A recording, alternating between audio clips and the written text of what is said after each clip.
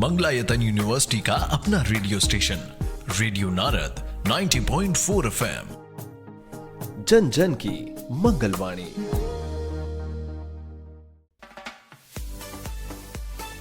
स्वागत है दोस्तों, रेडियो नारद 90.4 FM से मैं हूं आपके साथ आरजे याशी और आपका पसंदीदा कार्यक्रम सेहत सही लाभ कई शुरू हो चुका है। जी हाँ, एक ऐसा शो जिसमें आपको आपके स्वास्थ्य से जुड़ी महत्वपूर्ण जानकारी मिलती है। तो चलिए आज जानते हैं एक खास विषय के बारे में जिससे कि आपका शरीर भी टूटने लगता है। दरअसल दोस्तों, मैं बात कर रही हूँ मलेरिया की, एक ऐसी बीमारी जिससे आपका विश्वास भी डगमगा जाता है, जिसकी विस्तार से जानकारी देने के लिए आज हमारे साथ मौजूद हैं अलीगढ़ जिले की malaria officer DMO Vinita Mishra ji. Vinita ji, आपका बहुत बहुत स्वागत है रेडियो नारद 90.4 FM में। आपका बहुत बहुत धन्यवाद। रेडियो नारद को मैं बहुत बहुत धन्यवाद देती हूँ। जी मैम, मलेरिया एक ऐसी बीमारी है जिससे अक्सर लोग कंफ्यूज रहते हैं कि कौन सी दवा लें, किस डॉक्टर के पास जाएं और ट्रीटमेंट कैसे करवाएं। तो शुरुआत में मलेरिया से ही करना चाहूंगी। मलेरिया जैसी बीमारी आखिर क्या है और किन लक्षणों से हम पहचान सकते हैं कि व्यक्ति को मलेरिया हुआ है? देखिए, मलेरिया तो एक तेज बुखार वाला ही रोग है और यह एक सूक्ष्म परजीवी से होता है जो मलेरिया परजीवी कहते हैं। यह मुख्यतः मलेरिया परजीवी 4 तरह की प्रजातियों में होती हैं: Plasmodium vivax, Plasmodium falciparum, Plasmodium malariae और प्लाज्मोडियम ओवेल। लेकिन सभी मच्छर मलेरिया नहीं फैलाते हैं। कुछ एनाफिलिस प्रजाति के मच्छर होते हैं और वो भी मादा एनाफिलिस मच्छर जो होते हैं वो संक्रामक फैलाते हैं। तो मलेरिया परजीवी जो होते हैं वो मच्छर के लार ग्रंथि में मौजूद होते हैं और ये जब स्वस्थ मनुष्य को काटता है तो उसके जो लार जो होते हैं परजीवी जो लार में रहते हैं वो मनुष्य के शरीर में प्रवेश हो जाता है और ब्लड के साथ वो सीधे लिवर में पहुंच जाता है। तो उसके बाद वो उस व्यक्ति को 14 से 21 दिन के भीतर बुखार आएगा, बहुत तेज बुखार आएगा, सर्दी के साथ कंपन के साथ बुखार आएगा और फिर वो 24 से 48 घंटे में उतर भी जाता है। तो हम ऐसे मान सकते हैं कि जैसे ठंड के साथ बुखार अगर चढ़ रहा है तो वो मलेरिया हो सकता है। तो इसमें हम ज्यादातर कोशिश यही करते हैं कि सबसे पहले अगर कोई भी बुखार हो तो मलेरिया हो सकता है, इसलिए हम जांच करवाएं, पहले ब्लड की जांच करवाएं तो उससे कंफर्म हो जाता है। उसके बाद फिर आप दवाई लें। तो ये मलेरिया का जो बुखार है, जैसे आज मान लीजिए आज मेरा पैरासाइट मेरे हमारे शरीर में अगर आया है तो उसका बुखार तुरंत नहीं आता है, वो 14 दिन से 21 दिन लग जाता है बुखार आने में। और उसके बाद ठंड के साथ बुखार आएगा और फिर वो 24 घंटे में उतर भी जाएगा और फिर चढ़ जाएगा। तो इससे हम अनुमान लगा लेते हैं कि ये मलेरिया ही हो सकता है और उसको फिर जब जांच कराते हैं और अगर मलेरिया आ गया है तो हम उसमें पूरी तरह का दवाई करते हैं इसमें। तो मलेरिया भी 2 तरह के हमारे यहाँ पाए जाते हैं। एक जोखिम मलेरिया, एक साधारण मलेरिया होते हैं जिसे PV और PS बोलते हैं, प्लाज्मोडियम वाइवेक्स और प्लाज्मोडियम फैल्सिफेरम। तो फैल्सिफेरम जो होता है वो जोखिम वाले मलेरिया होते हैं जो हमारे यहाँ नहीं है, अलीगढ़ में नहीं है। और प्लाज्मोडियम वाइवेक्स है वो नॉर्मल बुखार की तरह होता है, लेकिन इसमें जो है दवाई आपकी 14 दिन की पूरी लेनी पड़ती है। इसमें क्लोरोक्विन और प्रामाक्विन दी जाती है, दोनों दवाइयाँ टाइम से ली जाती हैं। और हम ये कोशिश करते हैं कि हमारे स्वास्थ्य विभाग के द्वारा आशाओं के देख रेख में ही हम ये दवाई पूरी दिलवाते हैं। 3 बार हम मॉनिटर करवाते हैं उन लोगों को, ताकि वो मरीज जैसे ठीक हो जाता है तो हो सकता है 2-3 दिन खा के वो दवा छोड़ दे कि ठीक हो गए अब दवा नहीं खाता है, लेकिन उनके ऑब्जर्वेशन में हमने ये काम कराना होता है कि 14 दिन पूरी दवा वो खाए ताकि वो लीवर से उसके संक्रमित जो होते हैं वो खत्म हो जाते हैं वहाँ से परजीवी और वो स्वस्थ हो जाता है। वहीं ऐसी स्थिति में हम क्या सावधानियां रखें कि मलेरिया जैसी गंभीर बीमारियां हम तक पहुंचे ही ना, यानी ग्रामीण क्षेत्रों और शहरी बस्तियों में पानी जमा होने से रोकथाम के लिए हमें क्या सरल उपाय अपनाने चाहिए? सरल उपाय में हम यही अपना सकते हैं कि अपने आसपास आप बिल्कुल साफ सफाई का ध्यान रखें। पूरा पानी कहीं भी इकट्ठा होने ना दें, कहीं पानी इकट्ठा होगा क्योंकि मच्छर का प्रजनन ही पानी से होता है। अगर आप कहीं भी पानी अगर जमा हुआ रहता है, हम उसे साफ नहीं करते हैं तो उसमें मच्छर का प्रजनन हो जाता है। तो हमारी कोशिश बस ये रहनी चाहिए, अपने आसपास साफ सफाई रखें, पानी का बिल्कुल कहीं भी इकट्ठा होने ना दें। अगर मान लीजिए कहीं गड्ढा उड्ढा में पानी इकट्ठा भी है तो मिट्टी उट्टी से भर दें उसको ग्रामीण क्षेत्रों में। और शहरों में भी जैसे हम लोग कबाड़ उबाड़ छत के ऊपर रख देते हैं, टंकियां खाली रहती हैं तो मच्छर उसमें पनप जाते हैं। तो हमें कोशिश ये रखना चाहिए कि टंकियों को ढक के रखें, कबाड़ अगर छत पे पड़े हैं तो उसे हटा दें और डिस्ट्रॉय कर दें सभी चीज को। तो पानी का कहीं कोई स्रोत हम ना रखें जहाँ पे मच्छर पैदा हो सके। और दूसरी बात, अगर कोई बुखार आया है तो आप उसकी बिल्कुल जांच कराएं। कोई भी बुखार में मलेरिया हो सकता है, इसीलिए हमारी कोशिश ये है 2030 में मलेरिया एलिमिनेट हो रहा है। तो हमारी कोशिश पूरी रहेगी कि जितने भी कोई भी बुखार के रोगी हैं तो उसकी हम मलेरिया की जांच जरूर करें और सावधानी के तौर पे हम मच्छरदानी का प्रयोग करें, साफ सफाई पूरी रखेंगे। जी मैम, वहीं अगर किसी व्यक्ति को मलेरिया हो भी जाए तो कितने समय में डॉक्टर को दिखाना बेहद जरूरी है, क्योंकि अक्सर देखा गया है कि परिवार वाले ही दवा दे देते हैं और उसकी बीमारी को गंभीरता से लेते नहीं है। तो ऐसे में हमें कब जाना चाहिए डॉक्टर के पास? नहीं, अगर आपको बुखार आ रहा है तो जाइए, पहले तो आप ब्लड की जांच कराइए। सर्वप्रथम आपको ब्लड की जांच करानी चाहिए, तो क्योंकि आपको ये पता तभी चलेगा कि हमें मलेरिया हुआ है कि नहीं। बुखार आया है ये आप देख रहे हैं, लेकिन बुखार वो डेंगू का भी हो सकता है, मलेरिया का भी हो सकता है, टाइफाइड का भी हो सकता है। तो मलेरिया के लिए सबसे पहले आप ब्लड की जांच कराएं। ब्लड के जांच हमारे आरडीटी के द्वारा भी होते हैं और स्लाइड बना के भी होते हैं। तो आरडीटी से तुरंत 5 मिनट में आपके रिजल्ट आ जाते हैं। वो चेक किया और उसी मरीज वहीं पे रहेगा, पता चल जाएगा इसे मलेरिया हुआ है। तो मलेरिया हुआ है तो उसमें पूरी तरह से दवाई खाएं 14 दिन की, और रेगुलर अपने स्वास्थ्य पे ध्यान रखने हेतु। और हम जो स्वास्थ्य केंद्र में आशाओं के द्वारा ही दवाई देते हैं और वो बिल्कुल स्वस्थ हो जाते हैं दवा लेने के बाद। जी मैम, वहीं अगर हम अपने जिले यानी अलीगढ़ जिले की बात करें तो उसमें मलेरिया के मामले किस मौसम में सबसे ज्यादा अधिक देखने को मिलते हैं? नहीं, वैसे तो पूरे भारतवर्ष का मौसम तो वैसे ही ठंड, गर्म और बरसात रहता ही है। तो ज्यादातर ये केसेस हमें जुलाई से अक्टूबर के समय में होता है और अलीगढ़ के लिए कोई विशेष समय नहीं है। पूरे यूपी में आप देख लीजिए तो समय लगभग वही होता है, बरसात का समय होता है। क्योंकि बरसात के समय में हम लोग पानी ज्यादा इकट्ठा हो जाता है ना, कहीं बारिश का समय हुआ, रुका हुआ पानी रह गया, तो उस हिसाब से हमें ध्यान रखना होता है कि जुलाई। हम लोग प्रोग्राम भी काफी चलाते रहते हैं, जैसे हम लोग जुलाई से अक्टूबर का समय है जिसमें बरसात का समय होता है, फिर बरसात खत्म होता है, कहीं ब्लॉकेज रहते हैं पानी के, कहीं रुके पड़े रहते हैं पानी, तो उसमें बीमारियां ये फैलती हैं। क्योंकि पानी मच्छर का जन्म स्थान ही पानी है, तो पानी जहाँ मिलेगा वहीं मच्छर पनपेगा। और अलीगढ़ की बात करें तो अलीगढ़ में अभी कोई भी जोखिम मलेरिया नहीं है। हमारे यहाँ वो साधारण मलेरिया है, उसके 29 केसेस अभी पूरे आए हैं। 44 लाख की जनसंख्या में हमारे अलीगढ़ में मात्र 29 केस अभी तक आए हैं।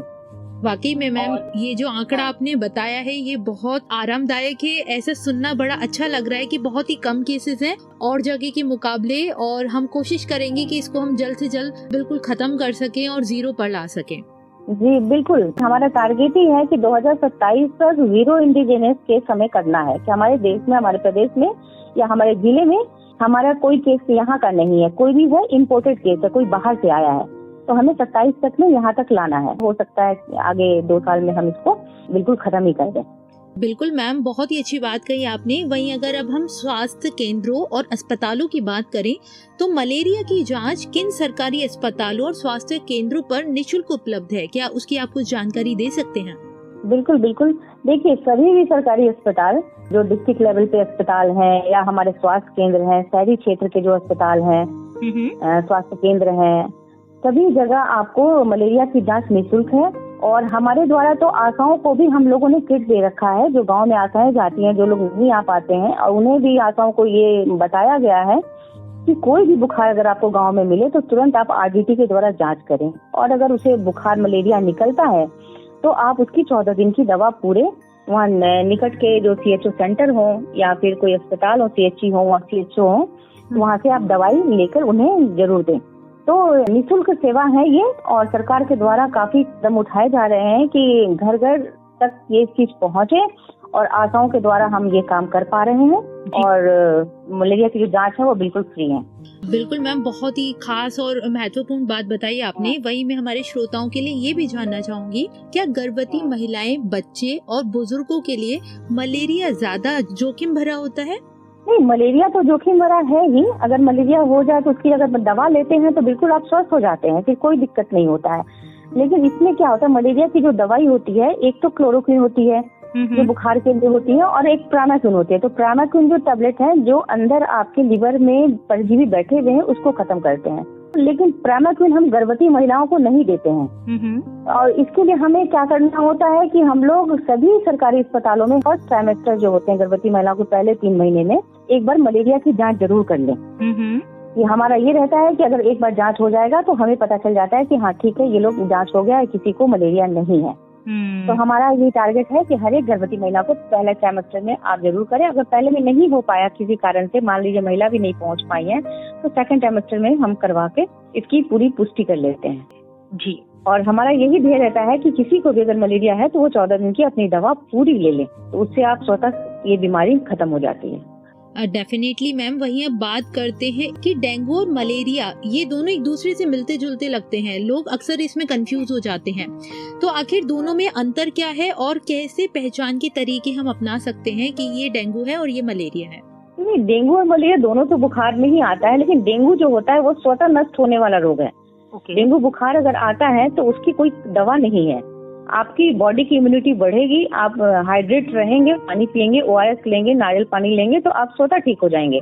इसकी कोई दवा नहीं है। लेकिन अगर मलेरिया है और अगर मलेरिया में आप इस तरह से अगर कोताही बरतेंगे तो वो जानलेवा भी हो सकता है। इसीलिए मलेरिया की जो दवा है उसका पूर्ण दवा, पूरा कोर्स आपको करना बहुत जरूरी है। दोनों में बस यही अंतर है, लेकिन दोनों में बुखार तो आता ही है। तो इसीलिए हम जांच दोनों की करा लेते हैं कि भाई मलेरिया भी करा ले, डेंगू भी करा ले। कभी कभी ऐसा भी होता है कि वायरल बुखार होता है जी, तो जांच कराने से ये होता है कि हम सुरक्षित हो जाते हैं कि हमें मलेरिया या डेंगू नहीं है। जी मैम, वहीं अभी आपने कुछ सरकारी अभियानों के बारे में बताया, तो आपसे जानना चाहूंगी सरकार व स्वास्थ्य विभाग मलेरिया रोकथाम के लिए कौन कौन से प्रमुख अभियान चला रहे हैं, जैसे कि सर्वे, फॉगिंग या लार्वा नियंत्रण जैसे अभियान, कुछ हमारे श्रोताओं के लिए बताएं। नहीं, जैसे हम लोग प्रत्येक साल में जून के महीने को, पूरे महीने को हम लोग मलेरिया माह के रूप में मनाते हैं। मलेरिया रोधी माह के रूप में हम मनाते हैं। ओके। और उसमें हम लोग बस ये जागरूकता ही फैलाते हैं, जन जन को जागरूक होना होता है। और हमारी टीम पूरी लगी रहती है इसमें, पंपलेट के द्वारा, हैंडबिल के द्वारा, पोस्टर के द्वारा, वॉल पेंटिंग के द्वारा हम लोग गाँव से शहर क्षेत्र में भी जागरूक करते हैं।